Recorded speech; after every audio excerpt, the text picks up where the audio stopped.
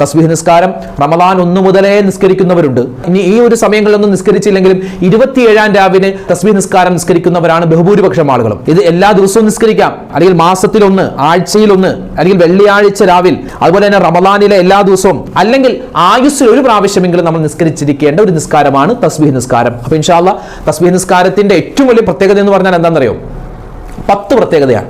അതായത് അറിഞ്ഞും അറിയാതെയും, ചെറുതും വലുതും, രഹസ്യവും പരസ്യവുമായി, ഒറ്റക്കും കൂട്ടായും, പുതിയതും പഴയതുമായ എല്ലാ തെറ്റുകളും അല്ലാഹു തആല പുറത്തു തരുന്ന നിസ്കാരമാണ് തസ്ബീഹ് നിസ്കാരമെന്ന് മഹാനായ മുത്തുനബി മുഹമ്മദ് മുസ്തഫ സ്വല്ലല്ലാഹു അലൈഹി വസല്ലമ തങ്ങൾ അബ്ബാസ് എന്ന് പറയുന്ന സ്വഹാബിക്ക് പറഞ്ഞു കൊടുത്തിട്ടുണ്ട്. അപ്പൊ ഇൻഷാ അല്ലാഹ് ഈ നിസ്കാരത്തോടെ നമ്മൾ എല്ലാ തെറ്റുകളും പൊറുക്കപ്പെടണം.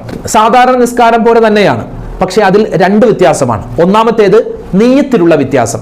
രണ്ടാമത്തേത് സാധാരണ നമ്മൾ നിസ്കരിക്കുന്ന നിസ്കാരത്തിൽ സുജൂദ്, റുകൂഅ്, ഇഅ്തിദാൽ അതിലൊക്കെ പ്രത്യേകമായ ദിക്റുകളൊക്കെ പറയാറുണ്ട്. ആ ദിക്റുകൾ ഈ നിസ്കാരത്തിന് മുൻപ് എക്സ്ട്രയായി മറ്റ് നിസ്കാരങ്ങളിൽ ഇല്ലാത്ത ഒരു തസ്ബീഹ് കൂടി നമ്മൾ ഈ തസ്ബീഹ് നിസ്കാരത്തിൽ ചേർക്കുന്നു. ഈ 2 പ്രത്യേകതയാണ് ഈ തസ്ബീഹ് നിസ്കാരത്തെ മറ്റ് നിസ്കാരങ്ങളിൽ നിന്നും വ്യത്യസ്തമാക്കുന്നത്.